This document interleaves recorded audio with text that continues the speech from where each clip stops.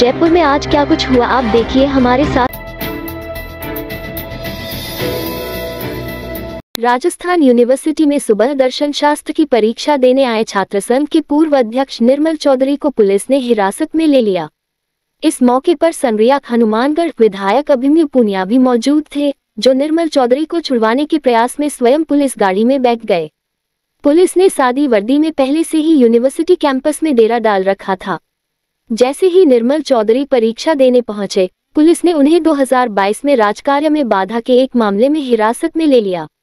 पूर्व मुख्यमंत्री अशोक गहलोत ने चौधरी को हिरासत में लिए जाने को लेकर निंदा की है। नेता प्रतिपक्ष टीकाराम जूली, प्रदेश कांग्रेस अध्यक्ष गोविंद सिंह डोटासरा और डिप्टी सीएम सचिन पायलट ने कांग्रेस विधायक अभिमन्यु पुनिया और निर्मल चौधरी को हिरासत में लिए जाने को लेकर निंदा की है।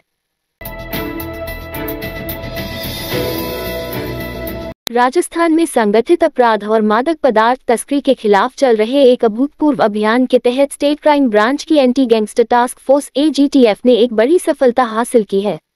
अतिरिक्त महानिदेशक पुलिस दिनेश M.N. के निर्देशन में काम करते हुए टीम ने जयपुर के पास चाकसू इलाके में 1 टन से अधिक अवैध डोडा पोस्ट जब्त कर एक बड़े अंतर्राज्यीय तस्करी नेटवर्क पर गहरा प्रहार किया है। जब्त मादक पदार्थ की कीमत करीब 1.50 करोड़ रुपए की गई है। Anti gangster task force police मुख्यालय की टीम ने गैंगस्टरों और संगठित अपराधों के खिलाफ छेड़े गए अपने विशेष अभियान में एक और सफलता हासिल की है। अतिरिक्त महानिदेशक पुलिस अपराध एवं AGTF दिनेश M.N. के निर्देशों और सटीक रणनीति के तहत AGTF ने गैंगस्टर प्रवीण सिंह जोड़ी उर्फ प्रवीण कमांडो को चूरू बाईपास पर धर दबोचा। M.N. ने बताया कि पुलिस के लिए सिरदर्द बना यह अपराधी 25,000 रुपये का इनामी और कई संगीन मामलों में वांछित था, जिसमें हाल ही में चूरू के एक होटल में जान से मारने की नियत से की गई फायरिंग का मामला भी शामिल है। बदमाश को चूरू जिले की कोतवाली थाना पुलिस को सौंप दिया गया है, जिससे पुलिस की टीम गहनता से पूछताछ कर रही है। पूर्व उप मुख्यमंत्री और कांग्रेस के वरिष्ठ नेता सचिन पायलट ने राजधानी में पत्रकारों से बातचीत के दौरान सरकार पर गंभीर आरोप लगाए। उन्होंने कहा कि बीते दिनों एक युवा डॉक्टर की मौत के बाद परिजन और साथी इंसाफ की मांग कर रहे थे, लेकिन सरकार ने इस मामले में बहुत देर कर दी। पायलट ने कहा कि यदि समय रहते संवाद और समाधान किया जाता तो हालात नहीं खराब होते। आंदोलन कर रहे लोग धूप और बारिश में करीब 1 हफ्ते तक सड़कों पर बैठे रहे। उन्होंने कहा कि सरकार यदि पहले ही संवेदनशीलता दिखाती तो इतना आक्रोश नहीं फैलता और न ही युवा दुखी होते। सुबह हुई कार्रवाई को भी गलत बताया, जिसमें कांग्रेस नेताओं और विधायकों को हिरासत में लिया गया। पायलट ने इसे द्वेषपूर्ण और बदले की भावना से की गई कार्रवाई बताया। उन्होंने कहा कि लोकतंत्र में हर किसी को शांतिपूर्ण प्रदर्शन और अपनी बात रखने का अधिकार है। पायलट ने कहा कि विपक्षी नेताओं को टारगेट करना, हिरासत में लेना, मुकदमा दर्ज करना और प्रशासनिक ताकत का गलत इस्तेमाल करना पूरी तरह अनुचित है। बात को रखे, मुझे लगता नहीं किसी ने कोई जानबूझ के कोई कानून की अवहेलना करी होगी, लेकिन अपनी बात को रखना उनका दायित्व, उनकी जिम्मेदारी है।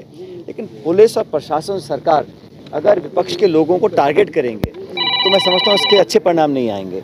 और समझाइश से, संवाद के साथ सब समस्याओं का समाधान हो सकता है, लेकिन द्वेषतापूर्ण कार्रवाई करना, बदले की भावना से लोगों को डिटेन करना, अरेस्ट करना, मुकदमे करना, मैं समझता हूँ बड़ा गलत है। और अगर ऐसा सरकार करती है तो उसका पुरजोर विरोध हम लोग करेंगे। एक बड़ी चीज, एक मामला अभी तो अलग मामले, मैंने कहा ना, ये तो देखिए सरकार कहीं ना कहीं कुछ साबित करना चाहती है कि हमारे खिलाफ जो बात रखेंगे, हमारे खिलाफ जो आवाज़ उठाएंगे, उस पर हम फिर कार्रवाई करेंगे।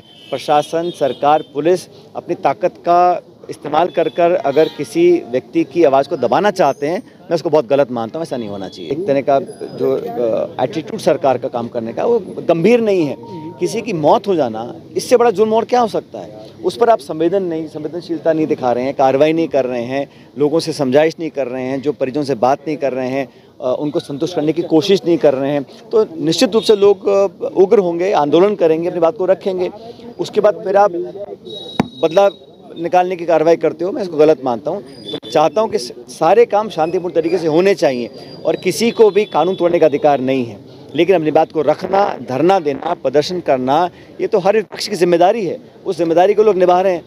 और अगर कोई कानून तोड़ने का काम करता है, हम उसका पक्ष नहीं ले रहे हैं, लेकिन सरकार को भी इस प्रकार की कार्रवाई कर संदेश देने की जो कोशिश कर रहे हैं, हमारे जो विरोध करेगा और ये मैं दोनों के लिए कहता हूँ, केंद्र सरकार भी ऐसा करती है, अपनी एजेंसीज का दुरुपयोग करती है और राज्य सरकार भी कर रही है।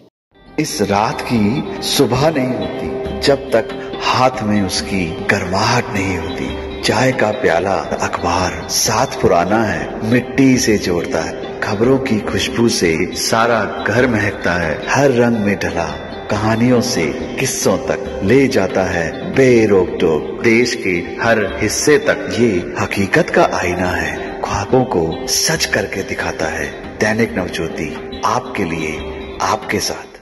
ये थे आज के मुख्य समाचार। विस्तार से जानने के लिए पढ़ते रहिए दैनिक नवज्योति। दैनिक नवज्योति के YouTube चैनल को सब्सक्राइब करें और ताज़ा अपडेट के लिए बेल आइकॉन दबाएं।